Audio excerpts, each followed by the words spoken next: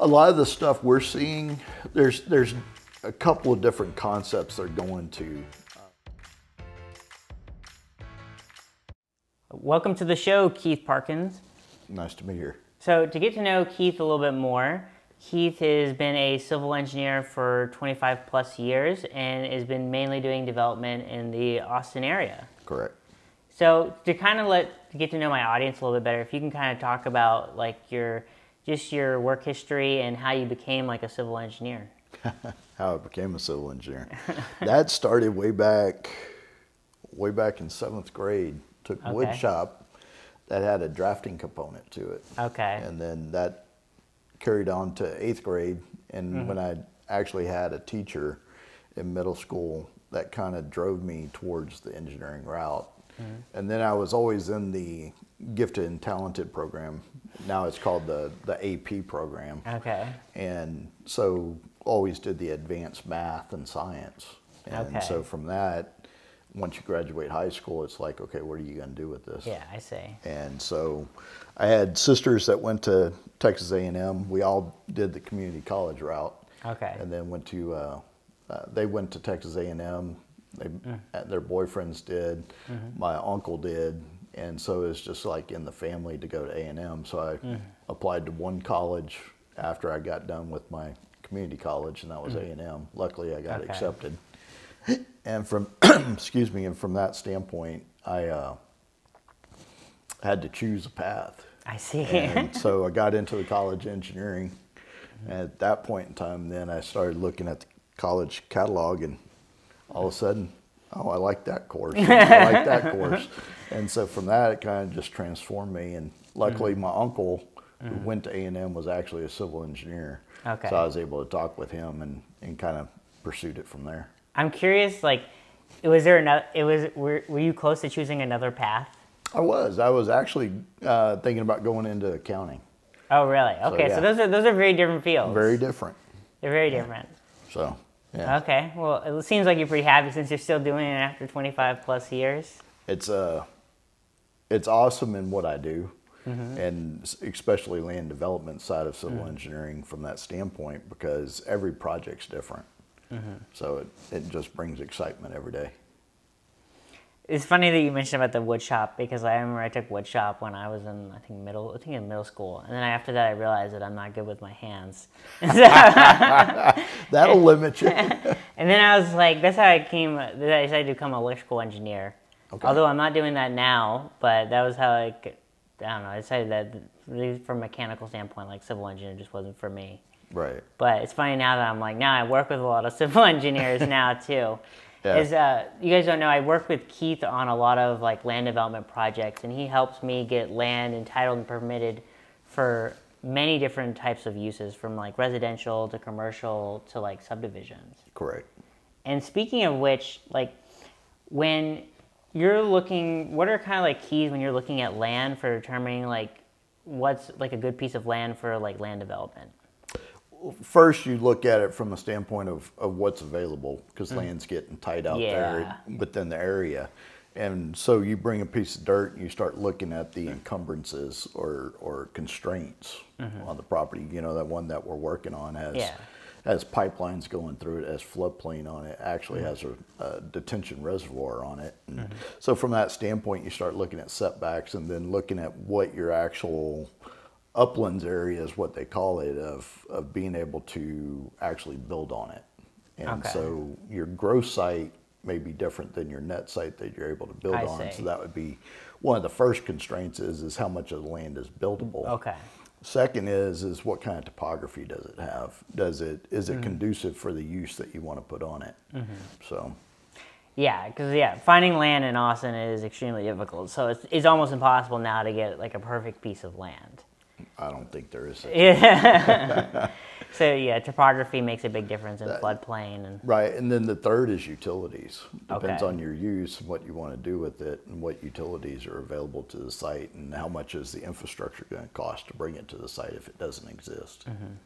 What would you say, like you mentioned a couple of, what are like the major factors that you would say like from land development, from like whether it's like shape to topography to floodplain, what are kind of factors that you kind of look at determining like what will make a project the most successful, or like to have the biggest yield for a certain piece of land? To be honest, if it's inside a city limits that has a zoning, okay, it's the use that it's zoned for at the time and what you're planning on doing with it, whether or not it's going to be a viable project that's a year down the road, 2 years down the road, 3 years down the road.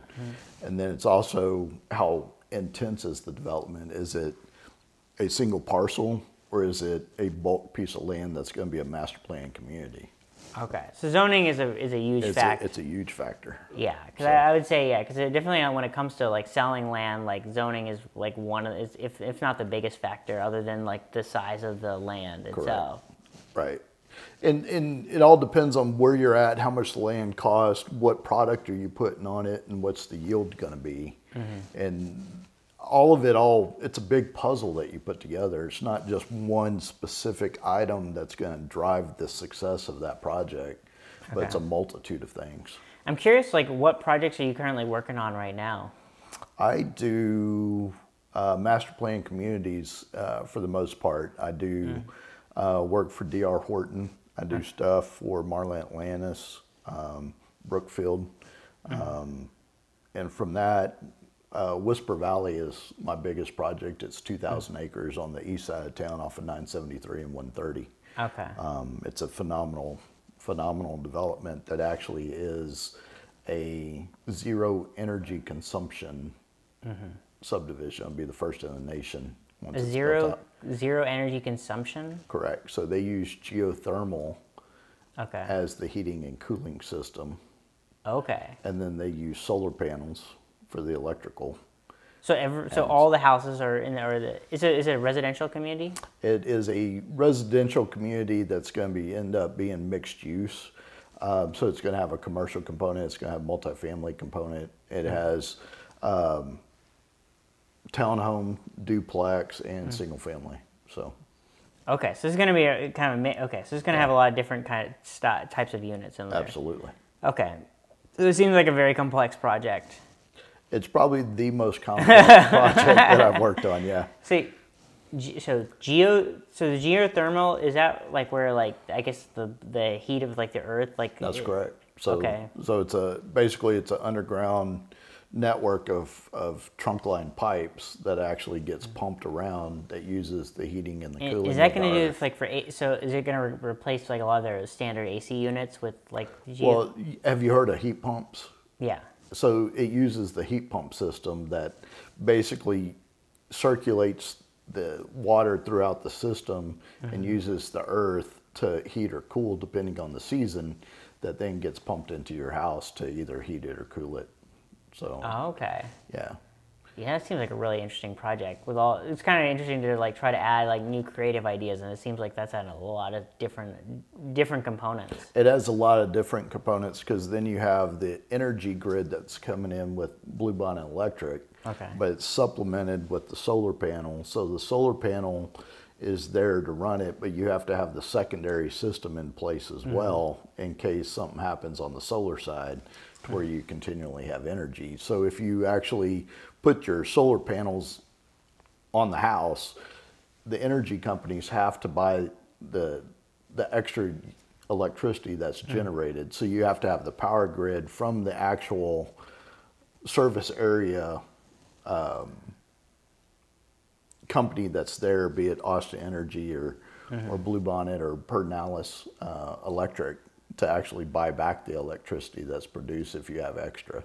So it's a pretty complex system. So I'm assuming that a lot of these are going to have that like LEED certification with a lot of these buildings. I believe every single builder that's out there has to be LEED certified. Okay, everyone. Yeah. Okay. Yeah. Well, you're doing your part to make sure that like we're energy efficient in the environment. Well, it's a German-based company that actually teamed with Taurus Holdings that is called EcoSmart Solutions. And so EcoSmart Solutions is the one running the geothermal and running the zero energy consumption side of the development of Whisper Valley. I see. So one of the things that comes to my head is like, it's really cool that you're adding all these like creative aspects to it, but that probably affects the yield of like how many like buildings you can probably put on there. Actually, it doesn't affect the yield as much as you think it would, because Whisper Valley is actually located in limited purpose, so it's a PUD zoning, so planned unit development zoning, that basically you and I are kind of going through that right now. It kind of dictates what you're able to develop, and it's an development agreement with Travis County. Okay, so it's like a plan, City so of like Austin. a PD. Yeah, correct, just like a PD. So from that standpoint, it's complex in regards to the floodplain, in regards to the uses, minimum lot sizes. Oh, so that's how they're able to get away with so many different styles of units, because of the plan development. Or you say PUD? Yeah, in the city of Austin, it's called a PUD. Where we're working, it's a PD. So okay, same concept. Same concept. Okay, so that's how you're able to make all these things happen. That's correct. In such a small area. When do you think this when do you think they'll start constructing, or where are they in the process? Whisper Valley is actually, phase 1 is almost totally built out. I think they have 9 townhomes left and 2 single family lots. Phase 2 is about half built out. And then phase 3 and 4, we're just permitting. And it should be under construction starting next week. Oh, next week? Yeah. Okay. So all this should be done by like 2000. Oh no, the build out of Whisper Valley and the 2,000 acres will 2,000 acres, man, that's a lot. Yeah, it will be probably, it'll be probably close to 2030, 2035 when it's fully built out. Okay. 2030. Whoa. Okay. Yeah. So it's a long term. It's a long term game. Yeah. Okay, that reminds me of I think Project Connect is which is like the rail system, I think by Capital Metro. They're supposed to be done around 2030. Do you know much about that? I don't know a whole lot about that. I know that they're planning a network of systems in order to have central hubs to communities that will allow the transportation from basically the perimeter of Austin into the core business district downtown. Okay. Yeah, I know they're pretty tight-lipped about what's going on over there. They are. Yeah, so there's very little being shared. There's a lot of planning going on, and not a whole lot of decision making being made. But I know in Whisper Valley it does have a portion of the site dedicated for that. Okay. Okay. Well, that's good. If it ever comes. If it ever comes. Yeah. One of the things I'm curious about too, or before I get to that actually, is there any other like developments that you see in the Austin area that you think are going to be really interesting in the coming future that you may or may not be working on? Well, one of them that has transpired over the last 20 years is the redevelopment of the old Mueller Airport. Oh, that's actually really cool. That was really cool, but that was a long-term 20, 30-year project, right? And you're seeing it kind of finally build out. Yeah. So that one finishing up is really neat. Goodnight Ranch down in South Austin is another big master plan community that's going on. Whisper Valley, 2,000 acres out there. There's a lot of unique stuff happening. The biggest thing that's happening right now is the Tesla factory coming, and how it's actually changed the makeup of what's happening development-wise in Austin. Okay. Well, so we have a lot to look forward to in the coming years. Absolutely. I'm curious if you think that like Austin isn't probably well designed right now in terms of like for traffic right now, the way we've been built. You think is there if things are going to change in that area, if they're going to build more highways, or do you have any ideas of, I know this may be outside your realm of expertise, but what they might be doing from the civil side to like alleviate traffic? That's been the biggest issue in Austin since I came here, and it was even prior to. The philosophy in Austin was if you don't build it, they won't come. Well, they didn't build it, and everybody's here. So they're kind of behind the 8 ball in regards to traffic flow. And so trying to solve that issue after the fact has been very difficult. And so everything is probably going to build towards the east side of town, because that's the easier portion of. Yeah, because there's still a lot of land available. Land, it's still fairly. It's starting to become more expensive, but it's definitely less expensive, and it's just more open to like. Yeah, and plus they have the Highway 130 out there. Right. It's outside of the environmentally sensitive areas, which are more basically from I-35 west. So 35 east is going to be easier from an environmental standpoint. Okay. So you think most of the expansion of Austin is going to be moving much more east? I believe so. Okay. Interesting. Okay, fair enough. Kind of going on to the next thought, something just like a random topic that just kind of popped up in my head is I have civil engineers or land planners talk about cul-de-sacs, and people have like strong opinions whether they think cul-de-sacs are like good or bad. And I'm curious if you have any thoughts around that. Well, there's two philosophies to that. We're doing a development for D.R. Horton on the north side of town in Leander, and there's certain criteria in certain municipalities that you can only connect to major collectors every so often. Well, if you're building a dense neighborhood, a small lot neighborhood, you're going to end up using knuckles and cul-de-sacs because you can't interconnect off the collectors in many spots. So you have to intertwine your subdivision such that you get the highest yield. To get the highest yield, a lot of times you end up putting the cul-de-sacs to be able to drive up the lot count.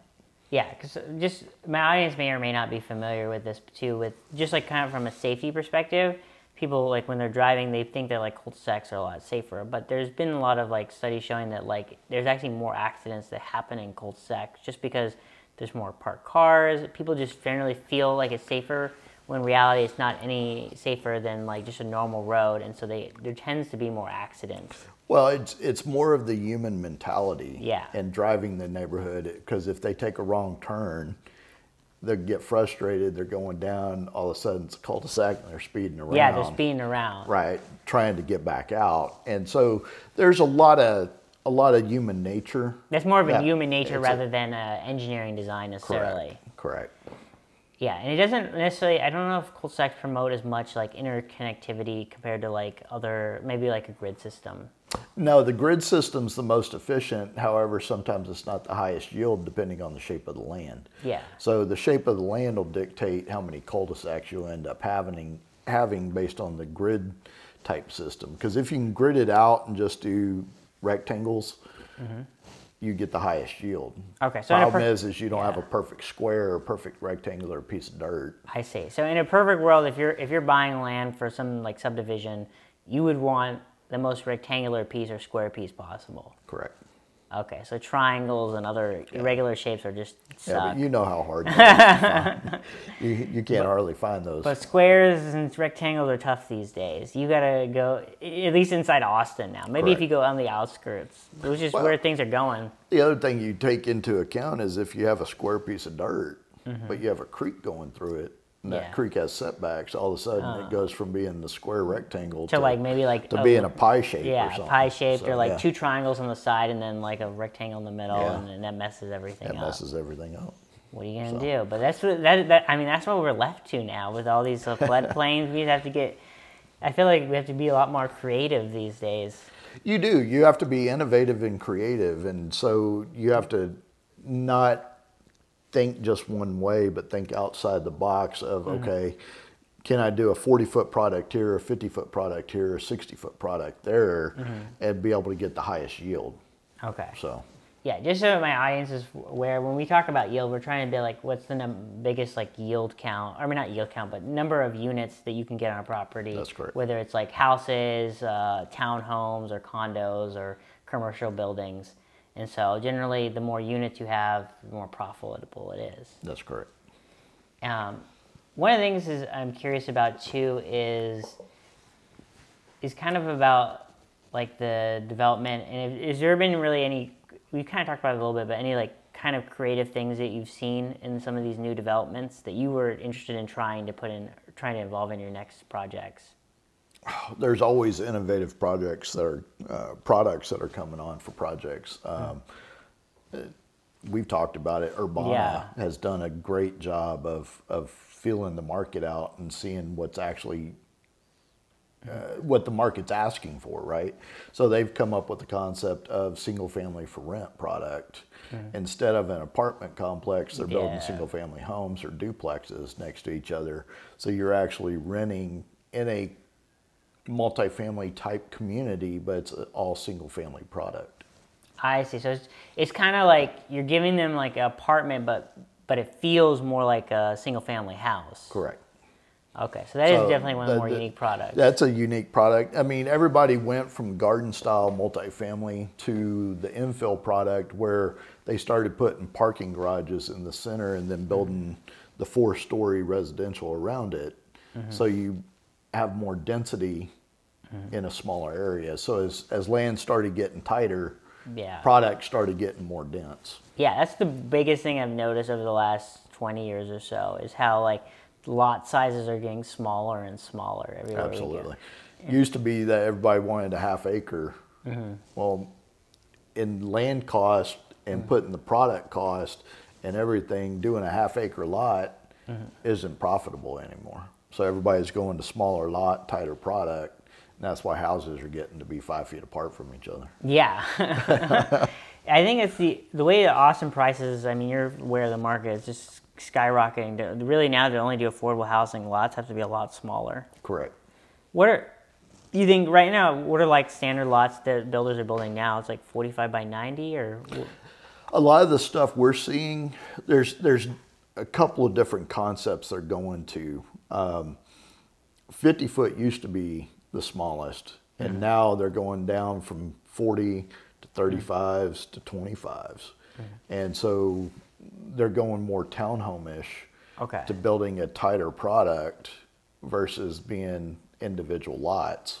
And a lot of them are going to condo regime and selling it.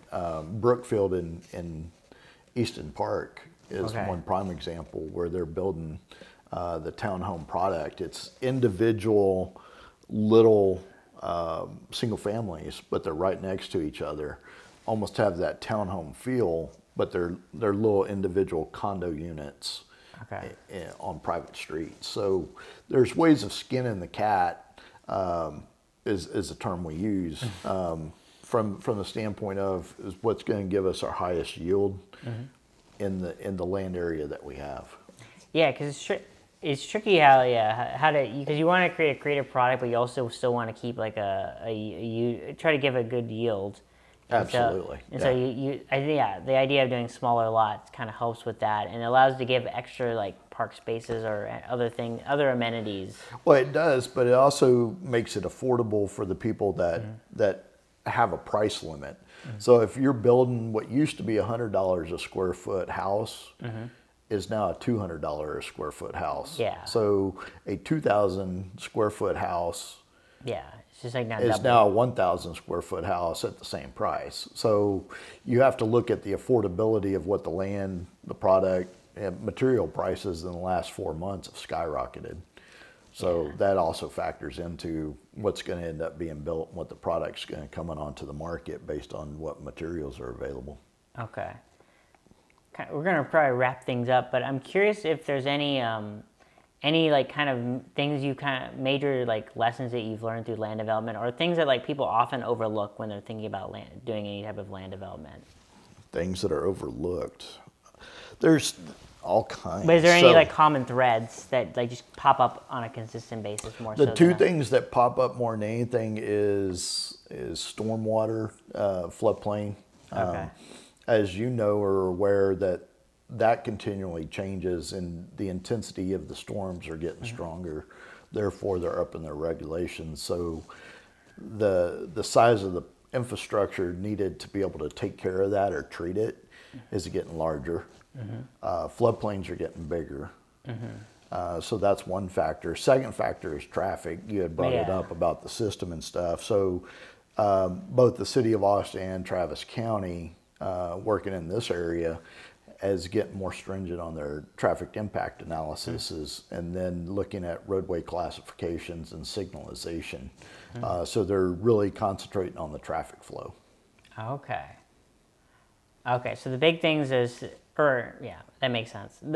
I'm curious, like when it comes to traffic, if you could, how would you like kind of redesign the city so that to kind of alleviate the traffic? I know that like now it's going to take a while to fix that, but what are your thoughts on how it could be fixed? It's major corridors of huge traffic volume, okay, which are freeways, right? Yeah. Austin doesn't have a whole lot of freeways. Yeah. And so if you most of them are all major or just going from north to south. We have a couple going from north to south. Yeah, you only have a couple, right? Yeah. So you have what is considered SH 130 that goes from Seguin all the way to Georgetown. So that's a bypass to get it out and around to be able to move a lot of traffic commerce-wise. Okay. And then that is going to end up being like the new I-35 corridor with Tesla going over there. Yeah, the 130, yeah. And so it's going to be industrialized pretty much along there in commercial, and then you're going to spread the single family out from that vein. If you had it to do again, you'd build something like Houston or Dallas or San Antonio that has major... I really like San Antonio because they have like an inner and outer loops, Correct. and then they have many different like highways going through slice through it. Correct. And so Houston's kind of done the same thing because they have 610, and then they've come out and did Grand Parkway, which is 99, and it's kind of looping from north to south. That is one kind of cool thing that you could like stay on one road and just go in circles and circles. You could. It'd take you a while. It would take you a while, but you could do it. Yeah. So it's hard to get too lost in those cities because of that. Because worst case scenario, you'll be back in the same spot. That's true. You can get around. In Austin, you don't have that major traffic flow to be able to get people quickly from one side to the other.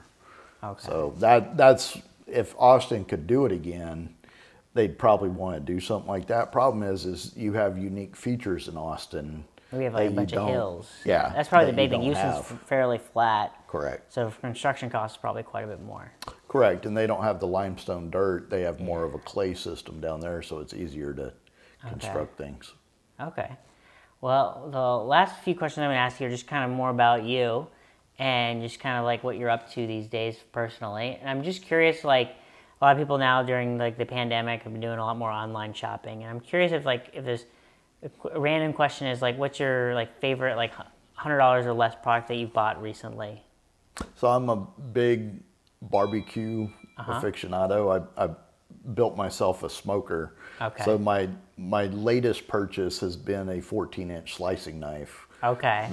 That is a Dowstrong slicing knife. That was $80. So that's pretty cool. That's really cool. Yeah, that's cool. So you cook? So you use your barbecue almost like every weekend or something? I use it probably 2 or 3 times a month. Yeah. Okay. And so from that standpoint, I actually catered for a rehearsal dinner for one of my coworkers, and did it for 60 people and had brisket, ribs, sausage, turkey, all kinds of good stuff. I'll have to come out and check it out sometime. Absolutely.